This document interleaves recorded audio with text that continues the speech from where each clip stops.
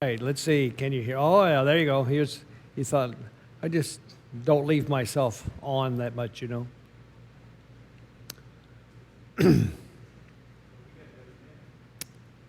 Well, I don't know about that. What? Let's see. 24 and 25. Yeah, 24 and 25. Okay, I'm ready. Okay. Well, welcome to our Torah Tuesday. Thank you for all for being here. And those people that are online, thank you for tuning in, as they say. Let's see, we're in the book of Leviticus. We're almost finished. As a matter of fact, by my calculations, we'll probably spend tonight and maybe one more night on Leviticus, unless we get into some interesting discussions. And then we move into the book of Numbers. So if any of you people want the study guide that goes along with it, let me know and I'll print them up. But if you don't want them, I won't print them because they just collect dust around my house. But the study guides go along with what we're discussing, and they make it easy for you to read ahead and get involved in the discussion. Before we start, let me open in prayer. Father God, thank you for the evening. Thank you for this group of people that think enough of studying your word to come out and study it on Tuesday evening. Thank you for the nice refreshments we had this evening, dinner actually. And I just thank you for your Torah. And I ask that you guide our discussions this evening and that you help us to learn from each other and help us to learn from you. And I know you bless us when we study your word with an honest goal of trying to understand you better and to understand how you'd like us to behave. In Yeshua's name, amen. Okay, so like I say, we're almost through with Leviticus. I've been doing this whole time keeping us with this chart that I got off of the Bible Project's website. That's a kind of an outline of the book of Leviticus. If you haven't looked at it yet, you ought to go look at it. They go through about a 6-minute little program where they draw this thing and they talk about it. And we've learned that Leviticus is arranged in what they call a chiastic form, which has got a center point. It's an X with a center point, the center point being chapters 16 and 17 about the Day of Atonement. So we're way over here about we're in chapter 23 and 24.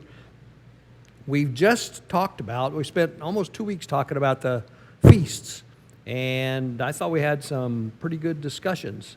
Before we go on any farther, I wanted to see if there's anybody else that had any comments or anything to say about the Levitical feast, the Moedim in Hebrew, Moedim, plural of Moed, which means appointment. And I often, it makes me feel better to think about them as God's appointments. He said, these are my appointed times. These are when I would like to meet with you. And so they're his appointed times. They're not Jewish feasts. They're the times that he says in his word that he would like to meet with us. So to me, I can't think of any good reason for not wanting to at least observe them. Do you have something, John? I was just going to say, maybe that's when the blessings will be there. Yeah.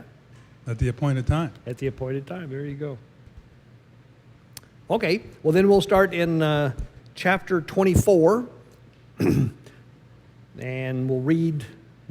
Our usual style is to read it and then talk about it and see what it says. I usually have some questions to ask about it. This chapter 24 has got a couple of kind of interesting little things in it, and it ought to get us into some interesting discussion. So who would like to read chapter 24 from verse 1 through verse 9, the first 9 verses of chapter 24? So one of the things you learn doing this is you learn how to be comfortable with pregnant pauses, you know. But Mike said he'd read it right after he gets through eating his cake.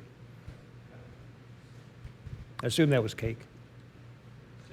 Salmon. Okay, he's going to see that. That gives you guys that are not here, an idea of steak and salmon is what we had tonight for snacks. Ha ha. 1 through 9? Yeah, through 9. Yeah. And Yahweh spoke to Moshe, saying, Command the children of Israel that they bring to you clear oil of pressed olives for the light, to make the lamps burn continually. Outside the veil of the witness, in the tent of appointment, Aaron is to arrange it from evening until morning before Yahweh continually, a law forever throughout your generations. He is to arrange the lamps on the clean gold lampstand before Yahweh continually. And you shall take fine flour and bake 12 cakes with it, 2/10 of an ephah in each cake. And you shall set them in 2 rows, 6 in a row, on the clean table before Yahweh. And you shall put clear frankincense on each row, and it shall be on the bread as a remembrance portion, an offering made by fire to Yahweh. On every Sabbath he is to arrange it before Yahweh continually from the children of Israel, an everlasting covenant. And it shall be for Aaron and his sons, and they shall eat it in the set-apart place, because it is most set apart to him from the offerings of Yahweh made by fire, an everlasting law. Okay, thanks. This is fairly straightforward, but we want to read everything and see if we can see what's going on there. So, what fuel was used for the lamps in the tabernacle? Olive oil. Olive oil, right? And whose job was it to take care of the lamps? And what was he supposed to do? Who was it? Aaron? Aaron. So that would be the high priest. The point being, it's not just any old guy, it's the high priest. Yeah. Well, I was wondering, it says it's a law forever throughout your generations, but apparently they haven't been keeping this because they can't. Mm-hmm. And but is this something that should be done, right? Yeah. Well, yeah, there's a whole lot of things that don't happen because there's no temple or tabernacle, right? And I've often thought, this is just me talking here, I've often thought that might be kind of an excuse, but because there's no temple or no tabernacle, we don't have sacrifices, we don't have the animal sacrifices, and whenever it says to 3 times a year your males are to go to the city upon which I will put my name, which is Jerusalem, but since there's no temple there, we don't do that. But if there is a temple or a tabernacle, then this is the way it's supposed to be done, according to what we read here. Yeah. So Aaron did this, and how often did he do this?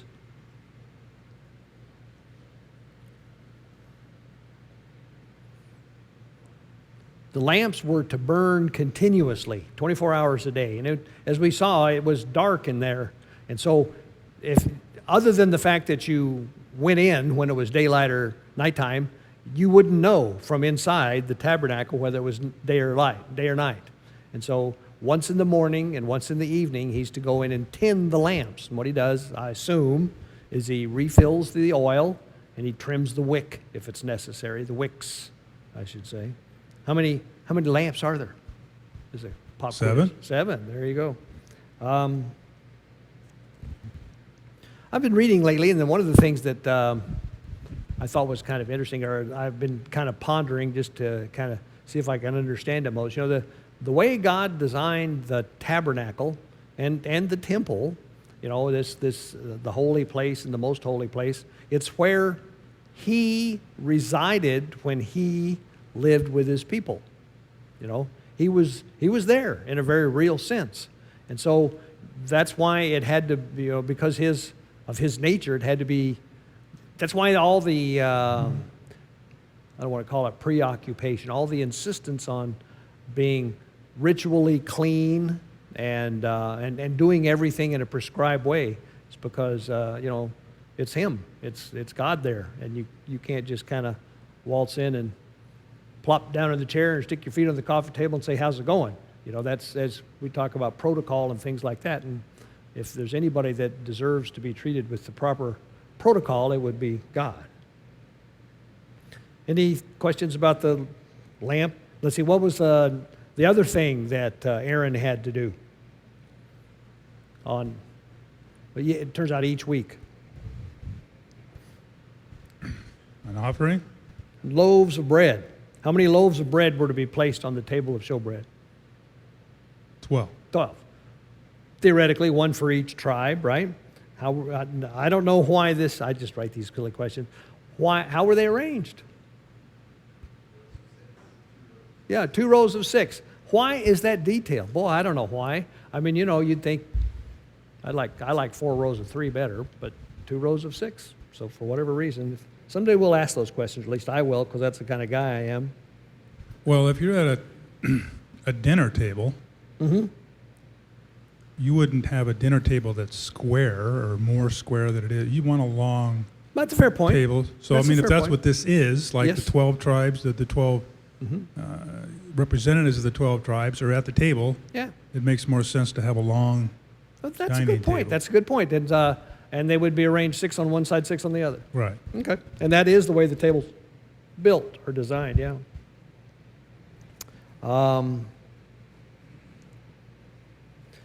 So when was the bread placed on the table?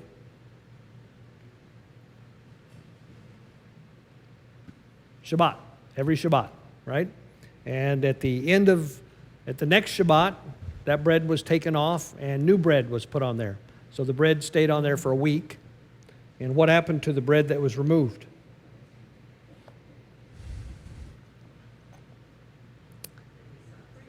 It belonged, what'd you say, Margaret? The priest. Aaron got it. Aaron It and was his Aaron sons. and his family. It was, yeah, so that's who got it. For a minute there, I thought you said they freeze it. Okay, never mind. I got freezer on the brain.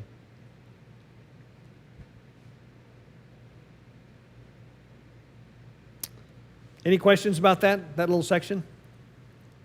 And there's nothing I got out of it that was too earth-shattering, but this next section ought to get some discussion going. Who would like to read from verse 10 to the end of chapter 24? That's verse 10 through verse 23 of Leviticus 24. I can read since I don't want to get up. I ate too much. Okay. And the son of an Israelitish woman, whose father was an Egyptian, went out among the children of Israel, and the sons of the Israelitish woman and a man of Israel strode together in the camp. And the Israelitish woman's son blasphemed the name of Jehovah and cursed.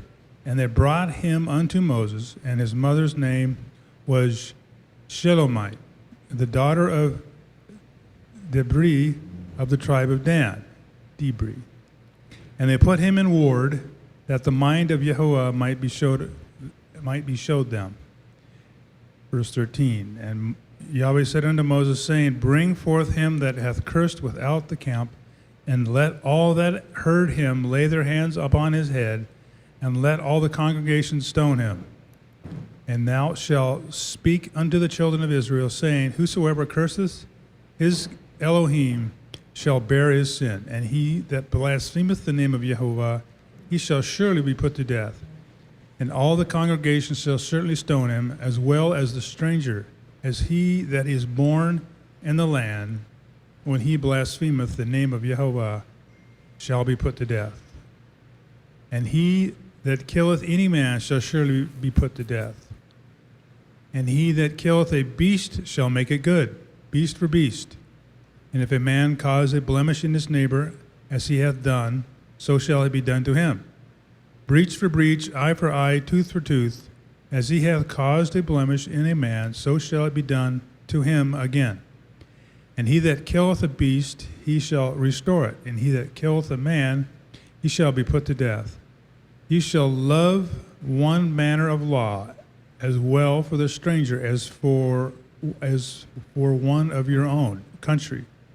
For I am Yahweh your Elohim. And Moses spake to the children of Israel that they should bring forth him that had cursed out of the camp and stone him with stones. And the children of Israel did as Yahweh commanded Moses. This is a pretty surprising passage, don't you think? So who would like to just kind of summarize in plain old English what happened here? John? Well, let me just say it this way. If someone says, we want to lay hands on you, it doesn't necessarily mean a good thing. That's certainly one way. But describe the incident, because sometimes... Well, they get into this thing about, it starts off with this Israelitish woman, and then an Egyptian, father was an Egyptian, and he blasphemes the name of Jehovah. Okay, well, that's the key action item, right? That's the deal. Well, what I got, being a law guy, I got out of it that the law applies to everybody. So it doesn't matter what your genealogy is. If you're in the camp and you're going to follow these rules, yep. You may have hands laid upon you. Verse 22 says, "You are to have the same law for the alien and the native born. I am Yahweh your God." But I want to know what you thought about, and what was the penalty that God decided to do? He was to be stoned to death, Blaspheme, right? Mike's got something. There's a lot to talk about here. I guess so.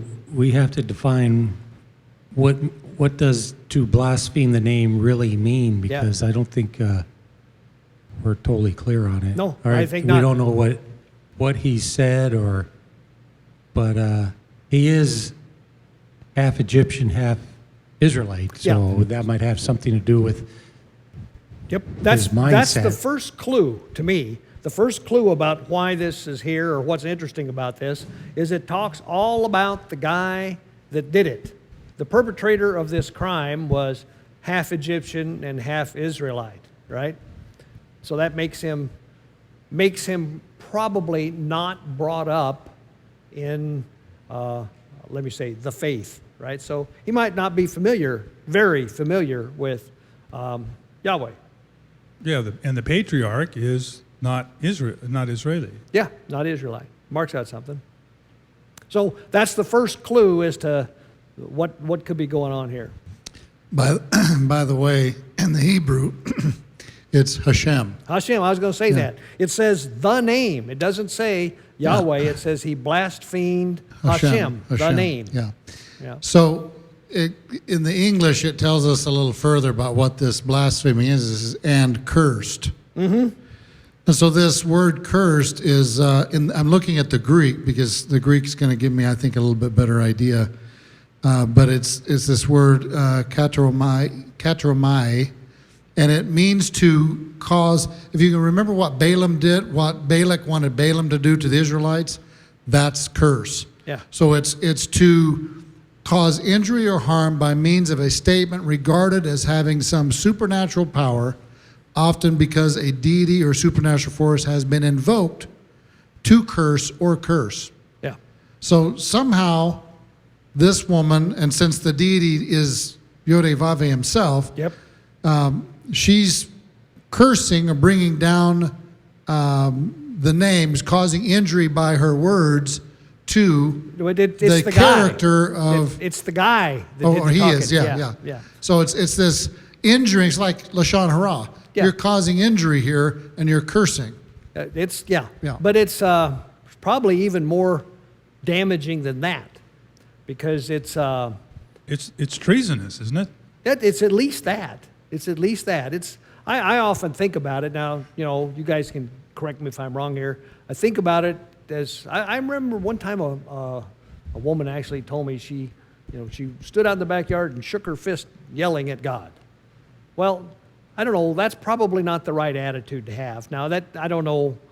All I'm trying to say is if you're emotionally attacking God with a full understanding of what you're doing, then that's a pretty serious crime. I mean, I think God is very forgiving when you don't know what you're doing, but you better, once you kind of know, you're on the hook then, So I think this is just me. I think that's part of the reason why we're told that he was the son of an Israelite woman, but the husband, or his father, was an Egyptian. Was that he knew he had the ability, he had the resources to know what was going on, and he did it anyway. He can't plead ignorance, if you will. He knew what he was doing. So I think that's one of the things you can get out of this. And it was damaging. It was obviously something that God viewed very, very seriously. So there's another interesting thing in verse 12. What does it say in verse 12?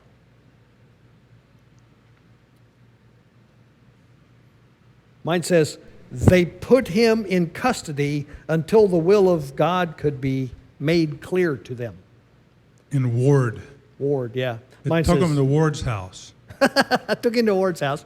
But basically, number one, they understood the seriousness of the crime, but number two, they weren't sure what they should do. So they put him in jail, if you will, until God made it clear what it was they were to do. I thought that was a kind of an interesting thing. Now, I don't know. Again, I'm just opening this up for discussion. We know that God doesn't want you to take his name in vain. So this was probably something perhaps even worse than that. I personally feel like he was invoking the name of God, either another God to as greater than God or our God or something like that. He was doing something that was, pretty evil. Yeah. Well, I mean, look what happens when the 12 tourists went out looking at the land and came back. I use the word tourist because that's one of the spies. Yeah. Instead of like going through a debriefing process and saying, okay, you told us what you did and what you found, you're not saying anything more. In other words, it's Israel, being that they're the way they are, being so used to being enslavement and all that, they're like a kindling ready to catch fire and just get out of control. So this is kind of a nip it in the bud. This isn't going to go. I'm not going to put up with this. Yeah. Yeah. It because is kind of I like know that. I know these people, and I know that their ability to go to revolt Yeah. is a short circuit. Okay. So the penalty that Yahweh provided was that they take the blasphemer outside the camp, and all those who heard him are to lay their hands on his head, and the entire assembly is to stone him. So that's obviously a severe penalty. If that doesn't teach him, nothing will, right? That was a joke. But I wonder whether they were a little surprised at that. At the end of the chapter 23, it says they did it, right? They went out and did it. Margaret? I think here in verse 10 goes back to what John talks about, Torah-gated community. Mm-hmm. It was in the camp that they strove and he blasphemed. Yes. So it was inside the gates, Yes. within the camp. But I think it's interesting that they take him out and stone him outside the camp here in 14. Yeah. That is interesting. That is interesting. And it was the people that heard it too that had to do that. Yeah, the That's people an that heard it interesting- had to lay their hands on it. What do you suppose the laying of their hands on? Like you say, when somebody wants to lay hands on you, better be careful. That may not be a good thing. So why do you suppose they had to lay their hands on him? What was the purpose of that? I'm not sure. Identify, yeah, but Was it identify or? but did it said all those that heard him, all those that heard him do that were to lay their hands on his head. Is it a witness thing or I think it's a witness thing. is it like I'm tying you down, holding you down kind of thing? I don't know. Yeah, that's probably what you said. You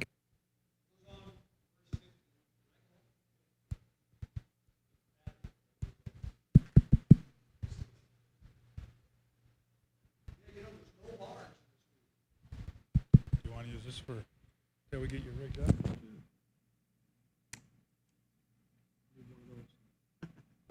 So,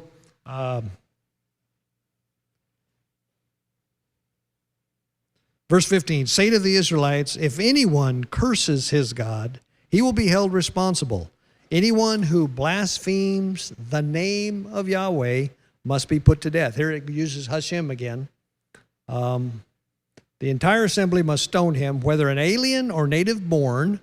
When he blasphemes the name, he must be put to death. So he's obviously God's pretty serious about this. Then it goes on into this paragraph about if anyone takes the life of another human being, he must be put to death.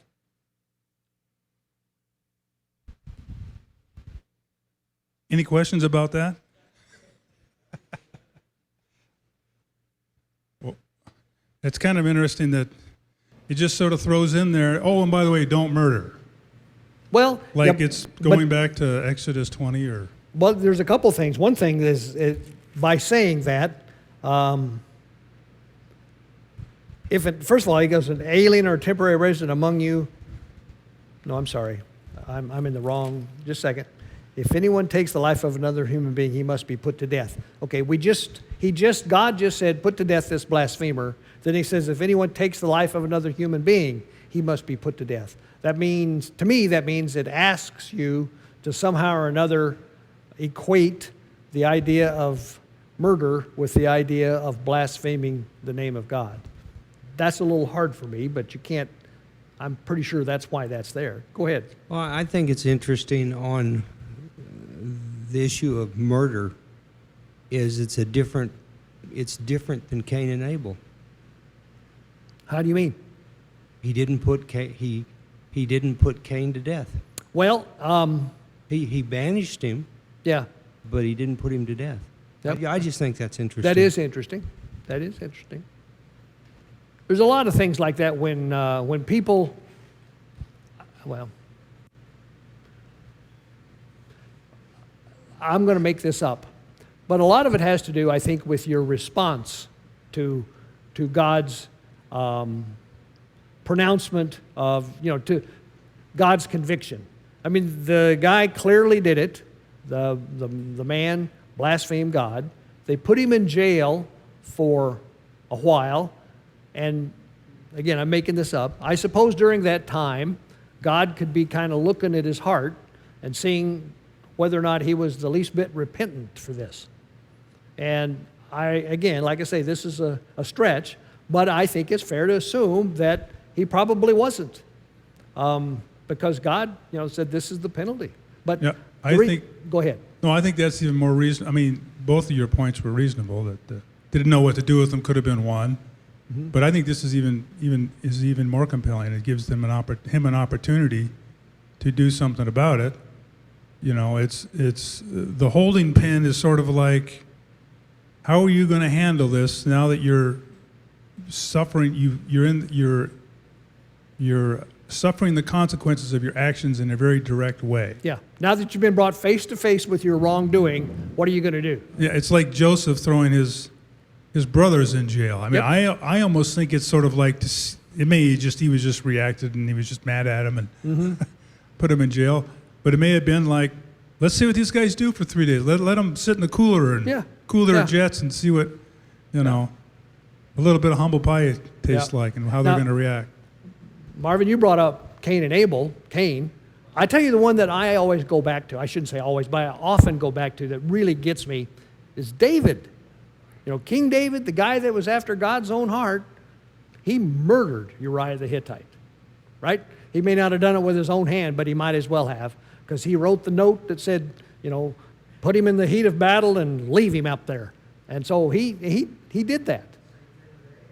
Yep. So, but what was, David didn't go, he didn't get what was coming to him either, but boy, old David, his claim to fame was the amount of time between he came face to face with his sin and the amount of time and until he repented was like 2 microseconds. He didn't go but or anything. He just, so I think that does factor into it some way. Don't rely on that though. Just don't do the right thing all the time. There you go. It's not hard. But then he goes on here in verse 18. He says, anyone who takes the life of someone's animal must make restitution, life for life. And then he goes off and injures his neighbor, whatever he has done must be done to him. And we have the fracture for fracture, eye for eye, tooth for tooth. And this is always thrown up to us, both by non-believers and by our Christian brothers who talk about it as, oh, that's harsh. And you know, the sages that were in charge of administering this kind of stuff, you know, if you broke some guy's leg, they didn't go over and say, okay, we're going to break your leg. They didn't do that. The whole object of this game was to make sure that the punishment fit the crime, you know, and you weren't, if there's one thing God's real clear about, rich people don't deserve to pay less and poor people shouldn't be forced to pay more. It needs to be fair. It needs to be and I think that's what that is, but maybe not. What do you have, Ward? I've read a few articles lately talking about the current understanding of ancient Near East phraseologies like this. Yep. Because this type of wording is used throughout the ancient Near East. The phrases like life for life, tooth for tooth, fracture for fracture, eye for eye. That it's saying that was essentially what we would say today is value for value. Yeah. In other words, it didn't have to be literally a tooth for a tooth. Yes. It had to be, of, like you said, of equal value. Yeah. Yeah, and it needed to be administered fairly. Right. That I tell you a good example of where it wasn't administered fairly is this guy we're reading about in the news these days that's being retried for his sex trafficking crimes. I mean, that guy looked like he was a rich dude, got away with a light sentence, and then just basically it meant nothing to him. Said he kept on going. So I don't think he's going to see the light of day after this but that's an example of where they didn't do that. Because had he been normal old Joe like anybody else, they'd have hung him the first time, you know? So I guess my point is the legal system needs to be equitable. That's why Lady Justice has got the blindfold, right? It's not supposed to be any respecter of persons. Right. You're supposed to, whatever the law says the penalty for this is, that's the penalty. I'm glad you corroborated that. Any other thoughts? But again, I'll go back to verse 22 one more time. You are to have the same law for the alien and the native born. I am Yahweh your God. Now this is interesting to me because it's almost like this is obvious, right? This, of course, you're living in their country. You obey their laws. But I tell you, what's some of the stuff that's going on around here these days, it's like they want laws to be different for different kinds of people. Some people are demanding that, you know, because we live in this country, we still want to use some laws that this country doesn't typically use. And I don't get that. It seems pretty. It seems so obvious. It's like, I don't know. Yeah. How do you mess this up? Yep. That was probably shouldn't have gone there, but that's okay. Any other thoughts about these two little added sections here? I don't know why they're after the section on the Moedim, but there they are. You know, I think a key on 22 is it says the resident alien among you, because you know they're not enforcing their laws on non-Hebrews, I don't think. Well, No, let me finish. Yep. Because once they become a resident alien among them, they've crossed the boundary that they're part of Israel now. Yep. As we say it. So they're part of the family. This is for the family. I don't think they enforce this. I don't know, but I think it was their laws that they lived by because God told them to. And the heathens or the Gentiles didn't, and as long as they weren't part of their family, unless they came into the family and did something to someone, one of the Hebrews. But no, I hear what you're saying. There's two thoughts I have on that. First of all, the term resident alien, I always thought meant someone who had chosen to throw their lot in with the Hebrews. They said, as Ruth said, you know, I want my God to be your God and my people to be your people. They wanted to be part of them. Now, if they're going to be part of them, then they're going to obey the same laws, regardless of the laws that they grew up with, if you will. Okay, so that's one thing. On the other hand, if they're just staying over, passing through, I would think that that wouldn't be a resident alien. But I would also think that they had a certain responsibility to obey the laws of the land. I mean, when we go to Russia or Saudi Arabia is a good example. We got to obey their laws. That's part of the price of being there. So I don't know. I hear what you're saying, but yeah. Well, what we just talked about here is criminal law. Like, no one gets an excuse because I didn't know that this criminal law was illegal or not. Yeah. If you did this, I don't care who you are, who your daddy is, who your mama is. If you commit this criminal act, Here's you the will punishment. suffer the full consequences. Yeah. Now, there's also laws about, like, keeping the Passover. Well, there's people in the land implies that if you're not circumcised, then you don't partake of the Passover. That's more of a civil, quasi-civil religious law Yeah. that is imposed, but it implies that there's people there, they're not, the ones who aren't saying, I'm going to go all the way and become Israel, aren't doing anything illegal by being there. They just can't, be a part of this Passover, Yeah. for example. Does Yeah, that make sense? Yeah, definitely. There are laws like that. As you were talking, I was thinking about, remember this case? It was several years ago when some young teenager was in Singapore and they got arrested for, I don't know, chewing gum and spitting it on the sidewalk or something. I forgot what it was. Was it graffiti? Graffiti, Anyway, yeah. and the punishment was caning, 30 lashes with a wet noodle or something. I'm not sure. But remember all the big furor about that? Everybody in the United States was saying, oh, that's harsh punishment, blah, blah, blah. But I always felt like that if you're in their country, you have to obey their laws. Well, I would think you'd go out of your way to not do something like that because you never know Yeah, how they're going to react. yeah. I would agree with you, Jerry, on your assessment of the term. It's ger, and there's two terms, two different terms for ger. There could be a ger who's just traveling through, and there could be a ger who's actually become part of the people. And so this is obviously implying to the one who's becoming a part because the law is going to apply to him too. Well, the word resident Yes. makes me think that. And yeah. so it's just like Ruth. Ruth becomes a ger, and the laws apply to her just as they apply to anyone else.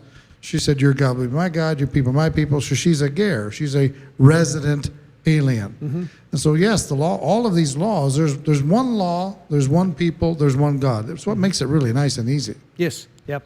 Well, and not only that, but that gets into this whole thing about adoption. I mean, if you really think about this adoption deal for a while, you can find, I don't know, certainly a dozen different places in the Bible where God definitely shows how he reveres and values adoption.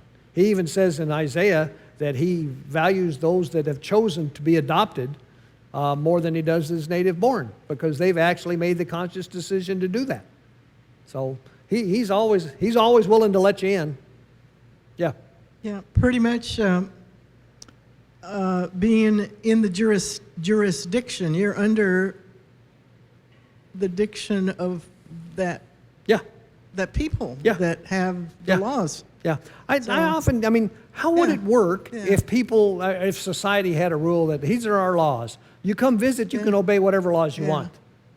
I don't know if that would work. Yeah, I think what happens is you have strangers or the ger, the resident aliens that have their own custom, and it's so ingrained in them that they are just out of habit. That's what they do. Yeah.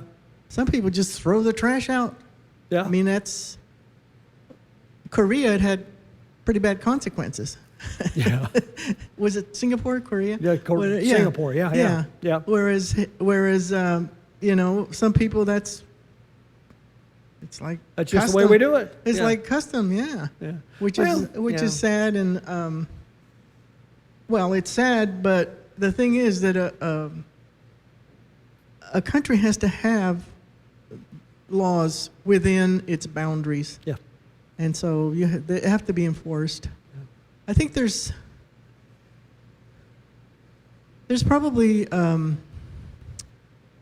different levels, like for murder, manslaughter, where it's unintentional, that Yeah. you get into a little different.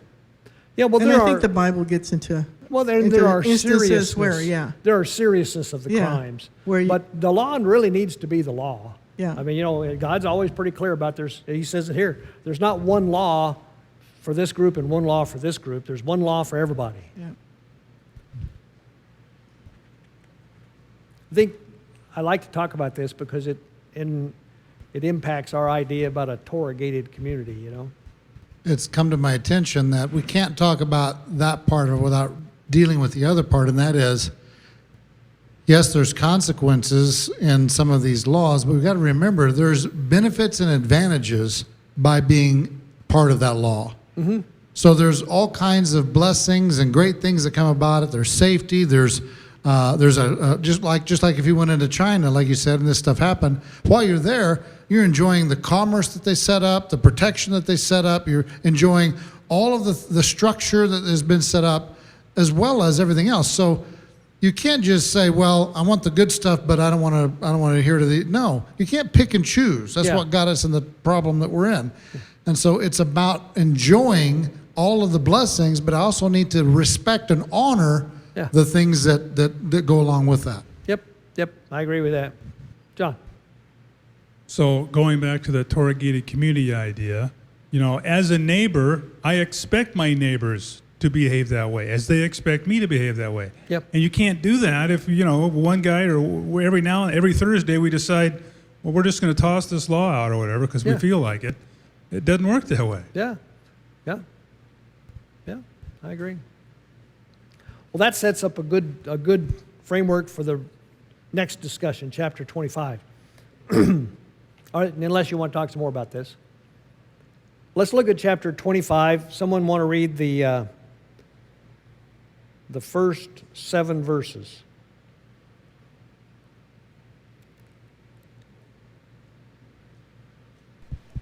Okay, I'll read them.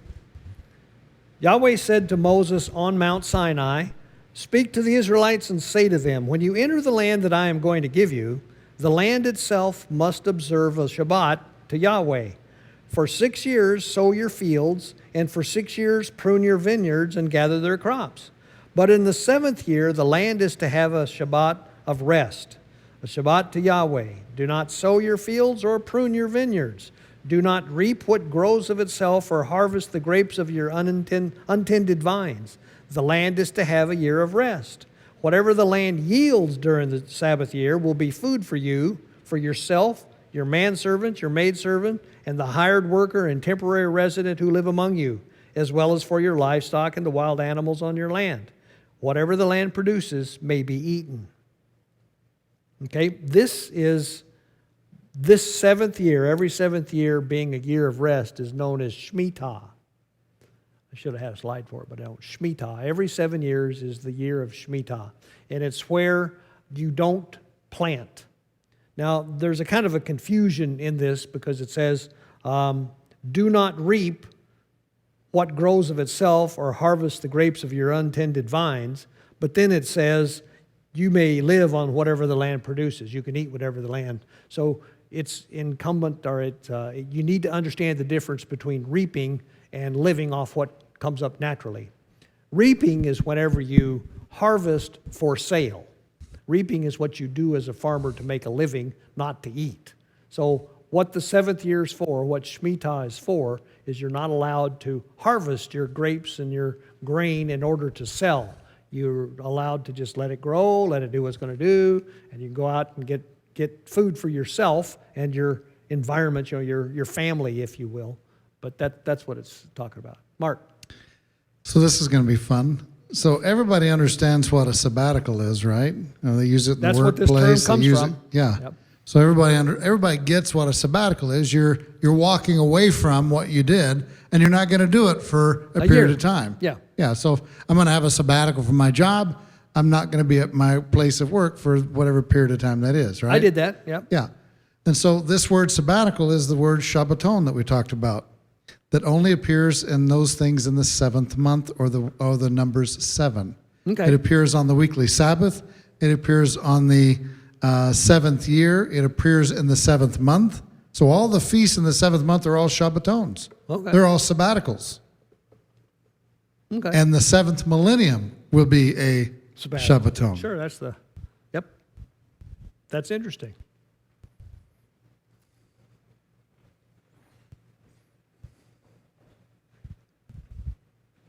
Does that mean that you could just go ahead and plant just for you a little bit? Nope. Just to nothing? No, you're not supposed to do that. So just leave out of. You just let it grow. You Let know, it if grow. you've been tending your crops, some's going to come up the next year, even if you don't plant. You know, because you'll drop seeds when you harvest and things like that. The plant, you know, it'll produce something, but it won't produce much. And God says, as we get over into this a little farther, He says, I'll bless you. If you'll do this, I'll bless you with enough abundance in the 6th year that you will have enough to last you through the 7th year. Oh, you have to live by faith. Yes. Yeah. That's part of the That whole was the goal point, of this. yeah. Yep. All right. Thank you. Sure. No problem. To add on to that, you know, the difference in the plants is perennials or annuals. I didn't Yes. really know that till recent, last couple of years. It's And in amazing the how permaculture- un-agriculture we are, isn't it? Well, yeah, in our permaculture idea, you want to go towards the perennials more Sure. than anything else. So they're going to grow back naturally, especially if you take care of the land for the 6 years prior to that. Sure. They're going to go back easy. Oh, So yeah. Especially a there'll be stuff grapevine. A there. grapevine's going to produce. Yeah. Fruit trees are going to produce. It's only hybrid wheat that you have to fertilize you're- with nitrogen. You're gonna wonder, Brad. You're gonna come to it here in a minute, but that's why the Yovel can only be in the 7th month, because it's a completion of 7 sevens. Okay. All right. I have an interesting little thing I found out. You probably all, well, you may or may not know this. How do you suppose Israel did doing this as they're in their life as a nation? Well, if you ask Judah, Yeah. they took a sabbatical for 70 years Yeah. in a foreign land. When Nebuchadnezzar and the Babylonians conquered the southern kingdom of Judah and hauled them off to Babylon, God had told Jeremiah in one of his prophecies to say that you're going to be in Babylon for 70 years. And those 70 years are the 70 years that you owe me, I'm paraphrasing God, that you owe me for the ones that you didn't keep with Shemitah. So I'm taking my 70 sabbatical years all at one time when you're in Babylon because you didn't do them. Okay? So if they didn't do 70 of these, how many years are we talking about? 7 times 7 is 49. You multiply that by 10, you get 490. 490 years. So, and the distance between when Israel became a country and between when they were conquered by Babylon was about 1,000 years, being generous. So it looks like about half the time they didn't do this. That's the only conclusion I could draw. Maybe more, depending on when they started. But yeah. So just another angle on looking at it from a permacultural thing again. You know, people think, oh, you got to have real strong faith to do this thing. Well, if you don't treat the soil right and you don't keep it covered and do those things, you know, it's like we were watching that video of they built a dam around and they designed this system to capture water, and that was 85 years ago.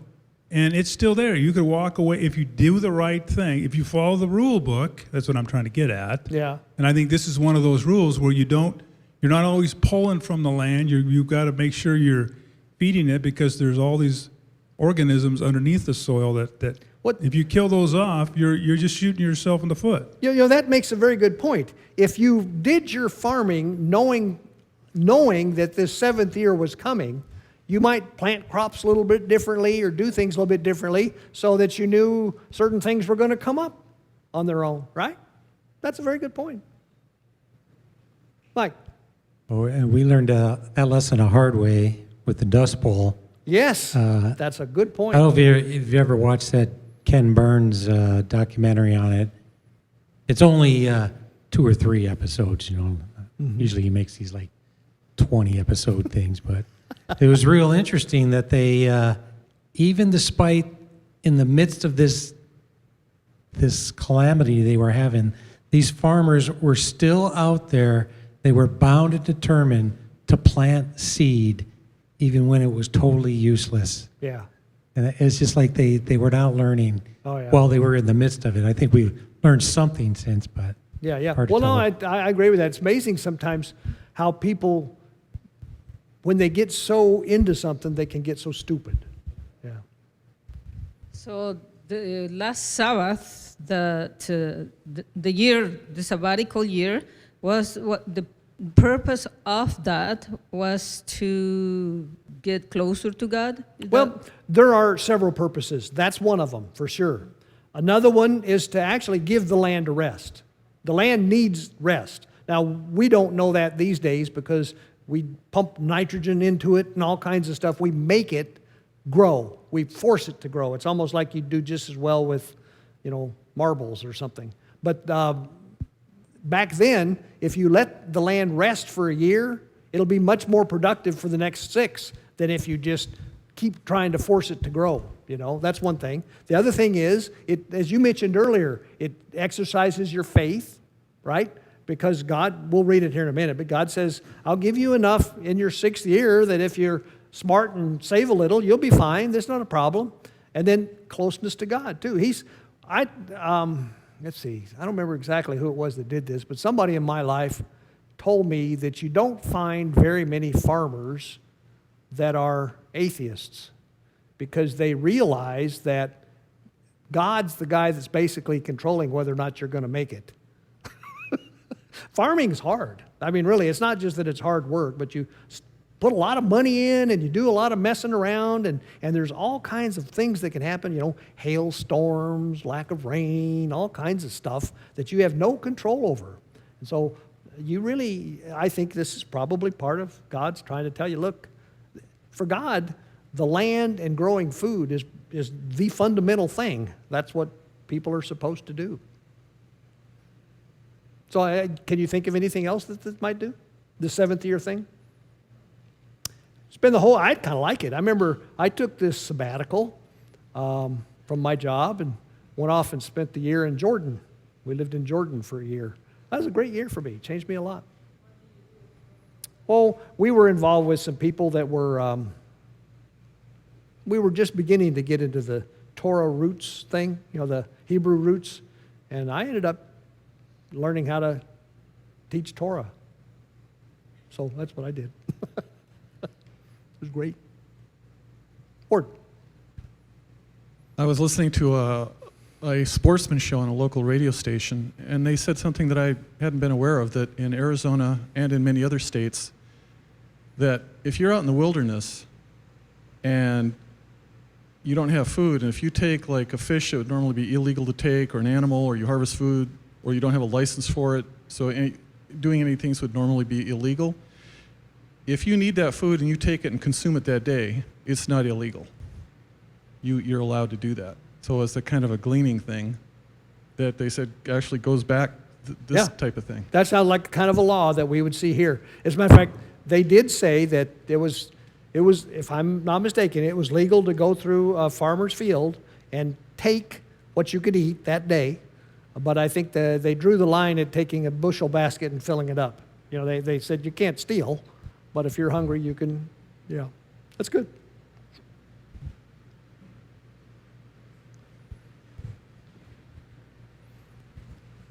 It also makes sense that, you just take a break. Every 7 years, you've been working so hard. Yeah. For those 6 years, you take a break, Yeah.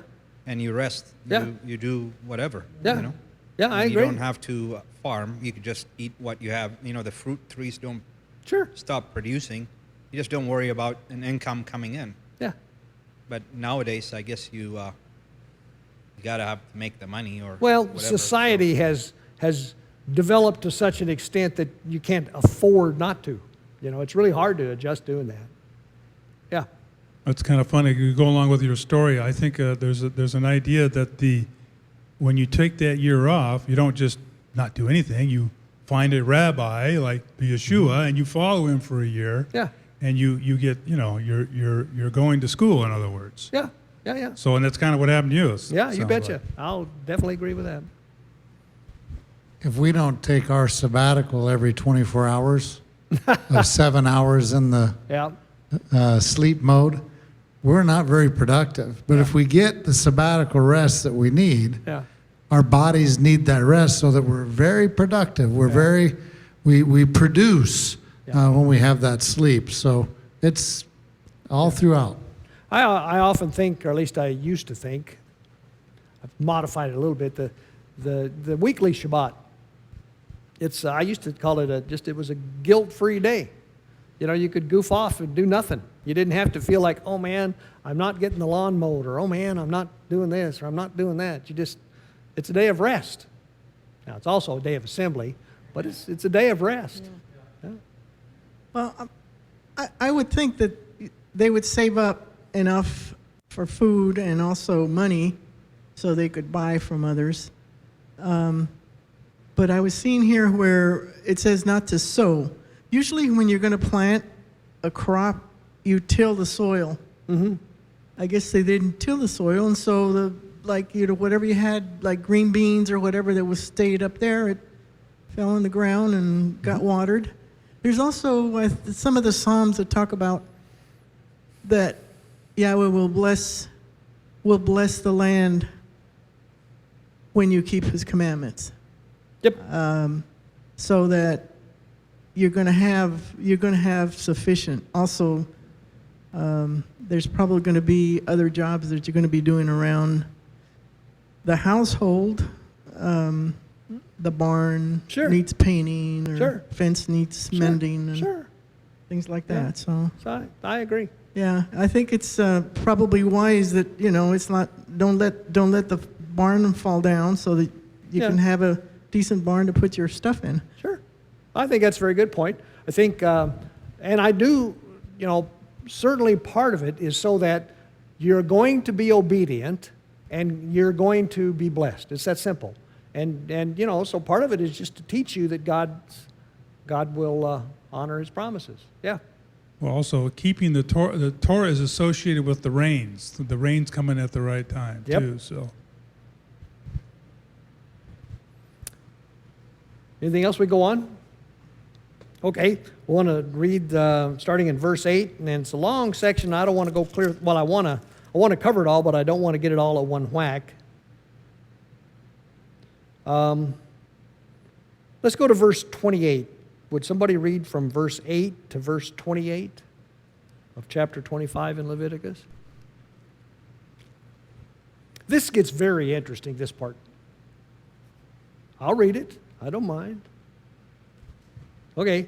We're all full, Jerry. Okay. Okay, I have put on my glasses though. Starting in verse 8. Count off 7 Shabbats of years, 7 times 7 years, so that the 7 Sabbaths of years amount to a period of 49 years. And then have the trumpet sounded everywhere on the 10th day of the 7th month.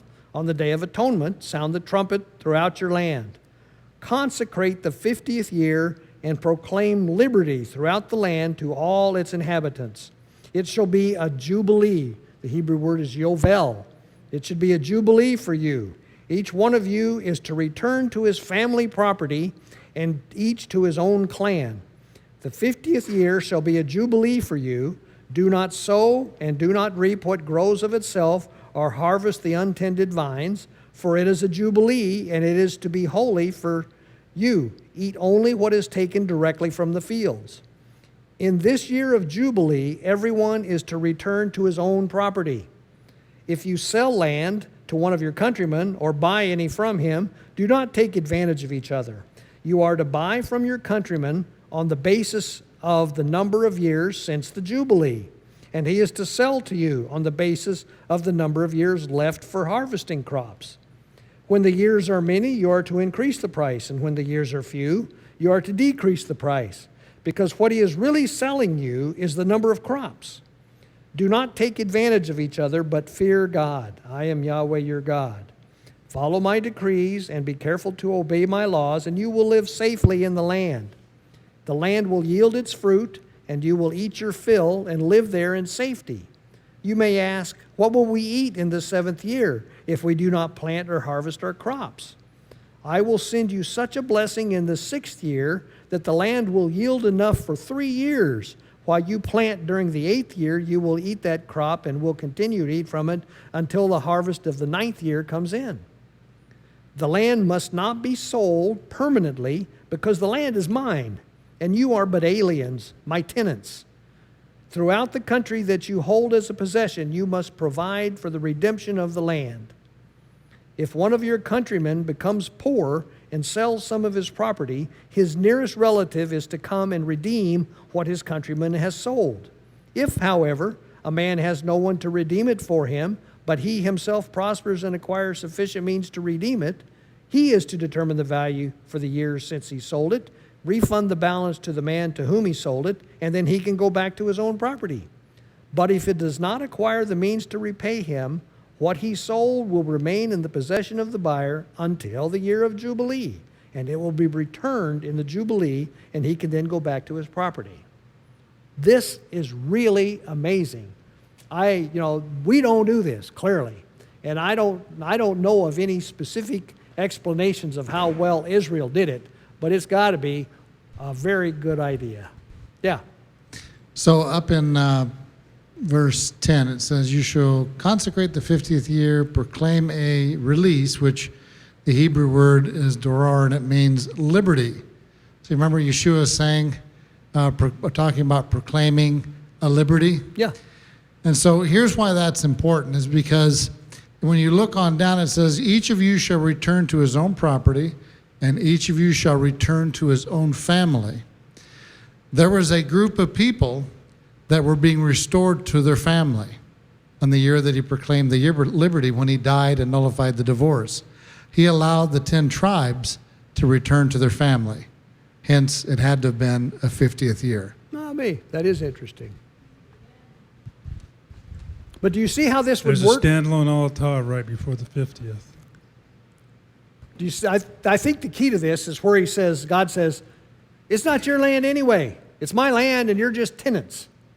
And the way it works is every 50 years, we go back to what it was at the beginning. The land never changes hands. It's always in the family. So all of those tribal lands stay the same. And they don't get dismembered and divided up and go off somewhere, and all the people, every 50 years, you bring them all back and start over again. Yeah. So do we know in these modern times when the Jubilee year is? I don't. Now, I'm sure there are some different answers. It does occur to me that if you just start counting from the existence of the modern state of Israel, the Jubilee year was, a couple of years ago. Oh.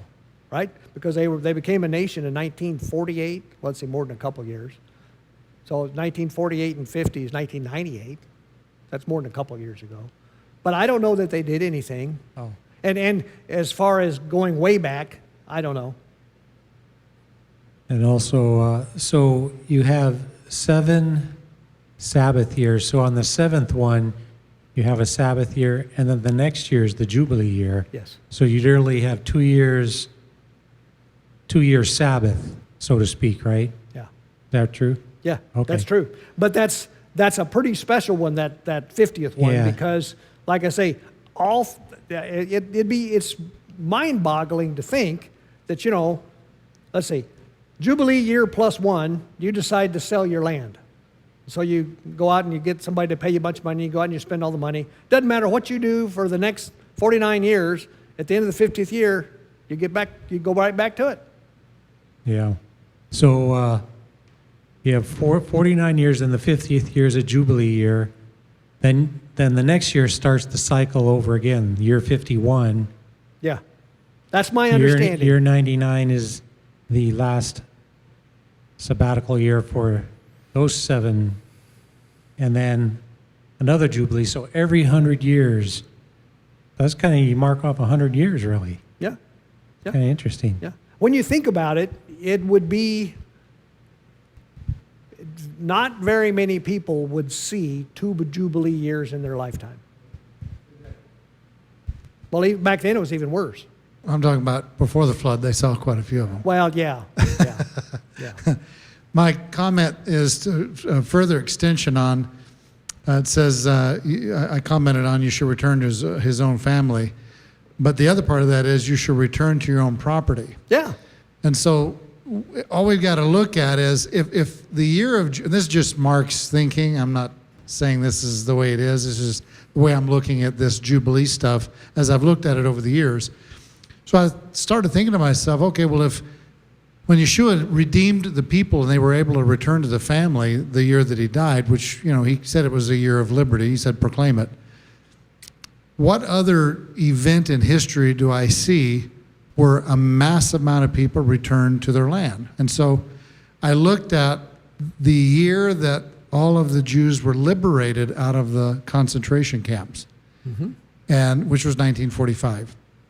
And so that was a very significant year because at that point, everybody is being freed from captivity, which is part of the Yovel, because debts are canceled. Everything is, so the debt against them of captivity is released, and they're able to return to their land. Even though that didn't become a state until 48, people were making, Yep. I mean, they were heading to Israel from 45 on. So you can count those, you can start counting from there. So if you counted 50 years from 45, where does it take us? But 90 something, 95, And we count another 50. at 2045. That's right, yeah. So 2043 to 45, depending on how a person counts it. But I wanted to also state, it says here in verse 13, on this year of Jubilee, each of you should return to his own property. So if he's going to bring all of us, we've all returned to our family in the heart, but when do you think we're going to go back to our property? Well, that's a good question. That's a good question.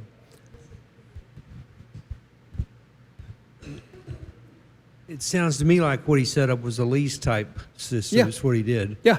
And my question is, today in Israel, are they following this? No. Well, there may be some individuals that are, but certainly the country as a whole is not. And it pretty much takes the country as a whole to do it. Because, it's one thing for the family's land to remain intact, but the family changes, right? You got the patriarch and his 6 sons or whatever it is, and by the time 50 years rolls around, the patriarch's gone and maybe a couple of the sons are gone, but the land is the same. So the people that are running the land are different. And then another 50 years goes by and most of those people are gone and you got some other people in, but they're all the family. So I guess my point is it's the land that remains constant, not the people. And the family remains constant, but again, it's the family from God's perspective, which is much larger than the perspective of a human being. So it's like I say, this is very fascinating. John. So to kind of go off what Marvin was saying, that it seems like a contradiction. It says God says, "This is my land," and yet it's the promised land for the inheritance of the 12 tribes of Israel. So what is it? Well, there's 2 concepts of ownership. You have the title holder of the property, and the one who has possession. They could be both, but usually they're separated. So Israel has right to possession of the land, but Yahweh is the ultimate owner in the sense that he's the title holder. Yep. So to pay for the fee of him managing the land through his Levites, that's part of the cost of the tithe, I would say. That they're the administrators of this whole thing. Yeah. You can view this as because of our lack of obedience to the terms and conditions, our lease was terminated. Right? Yep. And so we were evicted. Right? But it's God's land, and not just Israel. It's all God's land. And he allows different people to be on it, at his behest. And when he I don't care who you are, You know, whenever it's time, you're out of there. And he'll use some other people group to evict you. Yeah. This is just a question. It's not ideal right now for Israel to do anything like that anyhow, because it's a sliver of land compared to what we're talking about. So that even if they wanted to do it, they're not able to do it, right? Well, it would be very difficult to implement this today. Yeah, because we have instituted this. First of all, you got to admit that this really has a great deal of impact on the idea of ownership. You know, God really respects ownership, even if our ownership is of His land, if you will. But the thing is nowadays when you buy a piece of land, you view it. It's viewed commonly that you own it forever. It's yours until you sell it. Of course, now governments always have the trump card, right? Until you sell it or they decide to take it from you. Well, that is in this country. Well, some countries are other. Yes, some countries you don't own anything. Yeah, in my country, the land belongs to the government. Yeah, yeah. But anyhow, the point I'm making is Israel is much smaller now than the biblical Israel, right? Well, the Israel that existed certainly at the time of Solomon was far bigger than what they have today, yes. Yeah. I think to do this, to be able to pull this off, you'd have to have a clear identity that you're of this tribe and this is the allotment of land that you have. Yeah, that's right. And That's I don't know, right. that sounds like a God intervention to me. Well, okay. But it isn't to say that we can't honor that the best we can, but the actual, that land is, I'm a Gadite, and that piece of land in the tribe of Gad goes back to my family for so many years. But when you think about that, number one, I've a couple of comments. Number one is that's why they recorded all this stuff at the city gates, because I don't know, in some cases they actually had county clerks, that would record this stuff, but they had a bunch of witnesses to witness the fact that so-and-so bought this piece of land from so-and-so for this amount of money on this date. Just like Abraham did. Yeah, just like Abraham To did. get the cave. And I'm sorry, I'm going to do this. Oh, no, we're all right, aren't we?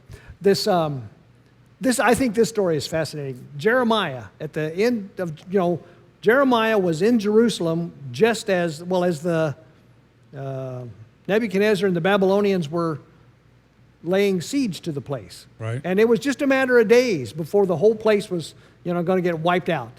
And he comes up and he says, I need you guys to record a deed for me. My cousin is selling me this land over here, and I need this deed recorded. And I'm sure they thought he was just nuts because, you could see the handwriting on the wall. The whole country was going down the tubes in a month at best. And he said, I want this deed recorded. And I thought that was such a fascinating thing because what he was doing is he was showing that, yes, the country's going down the tubes, but God's not. Right. And this is his land. And he's keeping track of who owns it. Right. I thought that was a great story. But to go back to your question, yes, all the land that was divided up and by what markers existed at the end of the book of Joshua, let's say, ought to still be there today. And it ought to be known. If you could prove, for example, that you're the tribe of Zebulun, and you could go back and find those markers that are in the book of Joshua, you'd know that your land is there. And if the records were good enough, you'd know that you're related to this son that's related to that son, and this is your piece. But of course, that's all gone. So, a little sidebar here. Mm-hmm. So, the point of keeping records is kind of important. Yes. So, you want to be able to, who's in charge of keeping the records? Have we delegated that to the state? Yeah. Or are we doing that? If we had a Torah gated community and we had elders, would we be haphazard about keeping records of the events that go on, like even from birth all the way to death? I would hope not. Yeah. Yeah. So accountability is a biblical thing. That's right. Right, Marvin? Yeah. Yep. I agree with that. To me, this is very fun to think about. And it shows that God, boy, he has this laid out. He knows what the answer is. Yeah. Yahweh has the records. They'll be Yahweh open. has the records. That's true. They'll be open. They'll be exact. He's got this giant spreadsheet. Right. The one thing I wanted to comment on is that anyway, here, I've known families that have had property, land, and so on, and when the patriarch dies, there's always a squabble. Yeah. There's always a squabble, and I wonder if this wasn't so back then. It probably was. Probably hasn't changed much, you know. Yeah.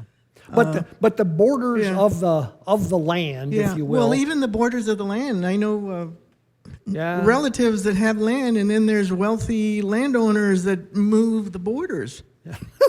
So it's like Yeah, I'm sure there were squabbles. that's all. There's always a contention, but as I say, the records are in heaven, Yeah. and they're sure. Yeah. So I think this idea of the Jubilee is really important from a lot of standpoints, but to me, one of the most fun ones to think about is the fact that everybody gets to go back to their land. Mark mentioned you get to go back to the family, which is important too, but the land it's yours as long as you behave. Okay, let's go on. Just More. yeah, please do. So, like our little banner says, building a Hebraic community or something to that effect. Yep. Maybe that won't be revealed to us until we can show that we put into practice the things necessary to hold on to that land and once it's given back to us. Does that make sense? Now, kind of say it again. It won't be revealed to us until we've shown maturity and the ability to act out how to keep track of the land. Obviously, this means keeping the Torah and things like that, but doing these biblical practices now. Yeah, I like that. I like that. Certainly, I like to think about this when I think about how we would organize our community. You know. Okay, let's move on here. See, I quit at the end of verse 28. Do you get this idea of whenever you sell the land, you're not really selling it, but you're selling God, my Bible says it real clearly, you're really not selling the land, you're selling a number of crops. You know, if you're selling it in the year one of a Jubilee, after Jubilee, then you're selling 49 crops, right? You're selling 49, futures of the crop. Yeah. Is that what you mean? And if use you, of the land. And if you go to buy it back 1 year before Jubilee, you're only going to pay for 1 year's worth of crops. And that's how you price the land. The land it's real obvious, you know, if I paid $5,000 for this thing, and the guy looks at it and says, well, you know, when you bought it, you had 10 years worth of crops left. Now you only got 5 years, so I'm only going to pay $2,500. So the math is easy, but you base the price of the property on when the next Jubilee year is due. I think that's cool. The invisible hand of the free market will determine what it is. Because if you're not going to be willing to pay what that guy wants to sell it for, then you find somebody else who does. And that's true. Yeah, but it's also okay. So one of my questions was there are 3 ways that, let's see, some Israelite is acting like a nunu and he gets in trouble and has to get rid of his land, has to sell his land. There are 3 ways that land can return to him. next to kin. Yeah, that's the so-called kinsman redeemer. The kinsman redeemer can go buy that land back from whoever he sold it to. Actually, I'm getting a little ahead of myself because it talks about it, but I'll do it anyway. He can buy it for his kinsman. That's one way. The other way is if the guy that went out and lost all his money kind of recoups it somehow and gets back on his feet, he can buy it back himself. And the third way is just hang around till the 50th year and it becomes his anyway. Let's go on. Does somebody want to read from chapter 29? Verse 29. Verse 29, excuse me. Verse 29.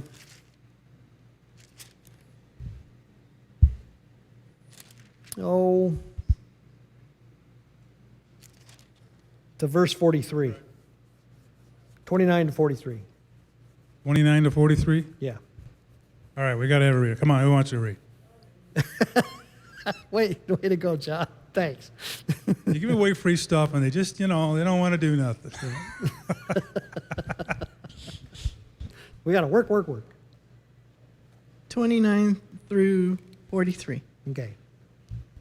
Leviticus 25.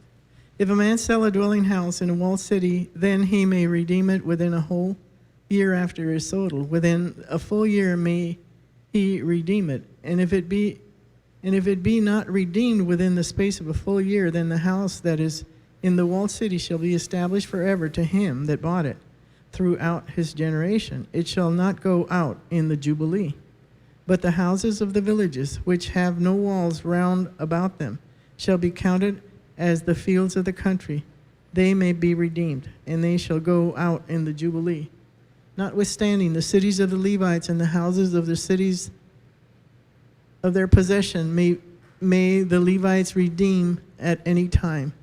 And if a man purchase the Levites, then the house that was sold in the city of his possession shall go out in the years of the Jubilee.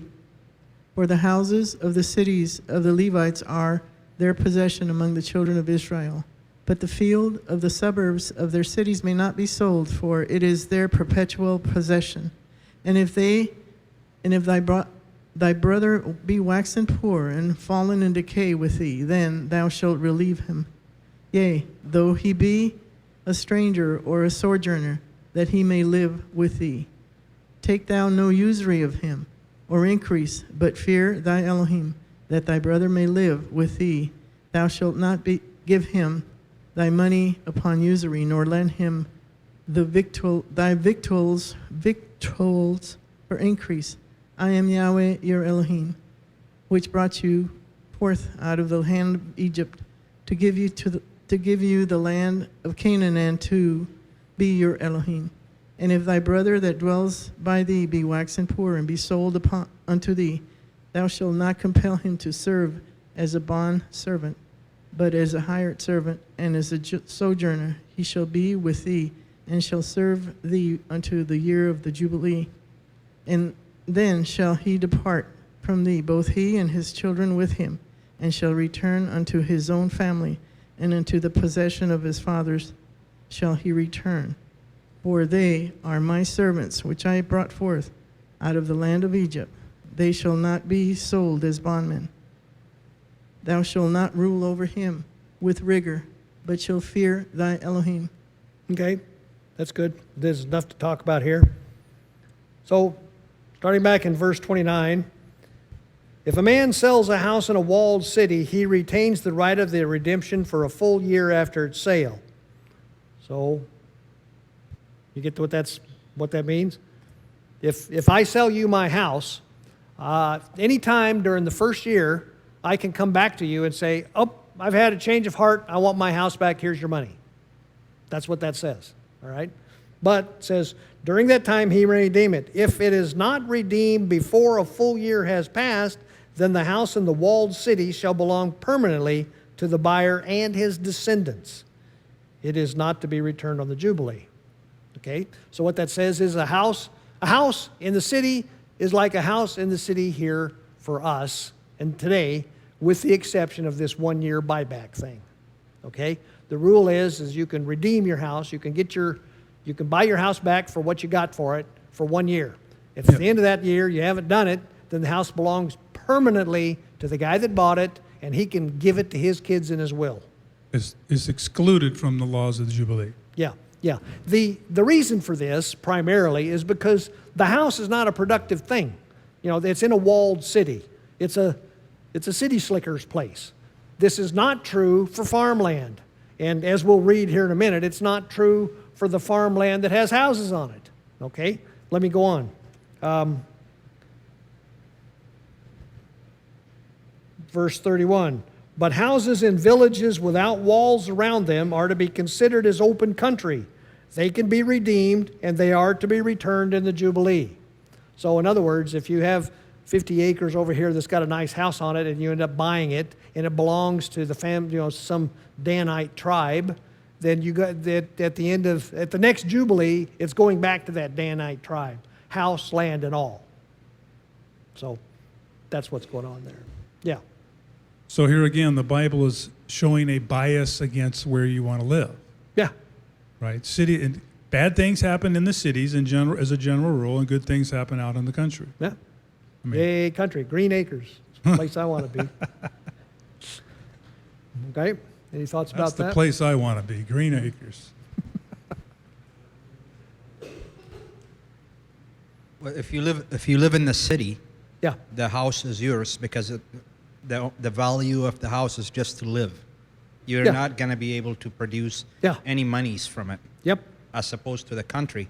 Yep. And when you live in the country, the price of the land is determined by the value of crops. That's right. Boy, that's So- exactly right. So it's not set up as a capitalist where, it's just set up by, it's not a capitalist No, society. well, it takes everything out of the whole idea of speculation, Right. right? Because basically, what land is good for is producing food. That's it. Okay. Okay, going on, verse 52 says, the Levites always have the right to redeem their houses in the Levitical towns which they possess. Now, the Levites, as you know, don't have any farmland to speak of, but they have certain towns. We're going to read about them in the book of Numbers. What do they call them? What are those towns called? Where you Well, there's Levitical cities, but there's also the cities cities of refuge. Okay, we have a whole bunch of them now Yeah, in this with all- country. Well, anyway, I'm not sure they're following the rest of the Levitical laws, but there you go. in the Levitical, the houses owned by Levites in the cities are redeemable. That are, I guess redeemable is the right word. At the Jubilee, they go back to the original owner. Those houses are not sold permanently. That's because the Levites don't have the rights to land like the rest of the tribes do. So they're in the service industry. They're in the administrative, judicial, we make sure that the trains run on time and you don't, do something crazy. You don't take two eyes for one eye type of thing. Yeah. The Levites have a role to play in society. They're an important part of society. Yes. So we give them this as their just rewards. Right. Yeah. It's Okay, verse 55. We'll quit here in a minute. If one of your countrymen becomes poor and is unable to support himself among you, help him as you would an alien or temporary resident, so he can continue to live among you. Do not take interest of any kind from him, but fear your God, so that your countrymen may continue to live among you. You must not lend him money at interest or sell him food at a profit. I am Lord your God who brought you out of Egypt to give you the land of Canaan and to be your God. So what that basically says is, if one of your countrymen falls on hard times, even if it's his own stupidity, and even if you don't like him, you're not allowed to take advantage of the situation, right? You're not allowed to charge him interest if you loan him money, and you're not allowed to sell him food at a profit. Does that make sense? I mean, one of the things we've read through all of this stuff, all of these rules, is God wants you to have compassion on those people that are less fortunate than you. It's part of your responsibility as being a kingdom citizen, if you will, that you have responsibility. You have a responsibility to take care of these people, at least not to step on them when they're down. John. when he routinely reminds them who they are and where they came from. Yeah, you guys were slaves in Egypt. How'd you like it? That's kind of what he's saying there. Verse 39, 39, I have I'm a sorry. comment. Yes. In today's society, or in the society just before the Babylonian captivity, or let's say the Babylonian captivity, because the Northern Kingdom was haywire from day one. Yeah. So when most of the people are walking away from God, backsliding, as we've pointed out, the English term is for what it calls it in the Bible. When there are a few people upholding to that standard that you're talking about, who's being taken advantage of? So if everyone that is decided, I'm not gonna, I can do whatever I want, I'm not gonna abide by it, but I know there's people who are, and boy, I know they're not gonna take advantage of me, so I can go and take advantage of them because I know they're not going to take advantage of me. You see what I mean? Yeah. There's an advantage to the person who's decided to go lawless. And so I can see how, as the society is heading that way, as more and more upright people are being taken advantage over and,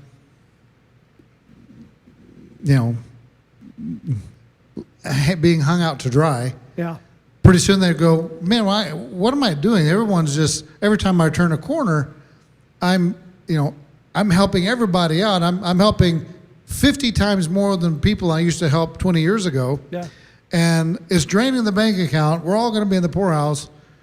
I'm going to stop this. Yeah. You see what I mean? Oh, yeah. So as John said, in a Torah gated community, you're living the life you're living based on the belief that your neighbor is doing his part. Yeah. But you when know- they're all not, Yeah. it's easy for society to continue. In other words, as the wickedness grows, it continually sucks in another Yeah, yeah. person. Well, you know, I've often thought about that, and you see it all over today.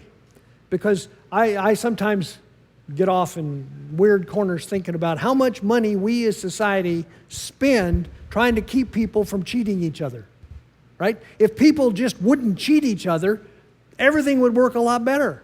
But because they do, and because it grows, because more and more people see that they can get away with it, then the problem becomes, and eventually you get to this point, the ultimate law is a society can't afford to have enough policemen to keep everybody in line if nobody wants to be. You know, if everybody wants to be a law unto themselves, then it's chaos, it's anarchy. And there's lots of gray area in the middle, but that's the way you start. Yeah. Well, that's what the founding fathers said over and over again, But what kind of government did you give me? A republic, if you can keep it. If you can keep it. In other words, it takes a moral, righteous people Yep. to. There's little government, or there should be little government, certainly less central government, if you're self-governing yourself, which Exactly. is really what morality is about. Yep, that's exactly the case. That's a good place to stop.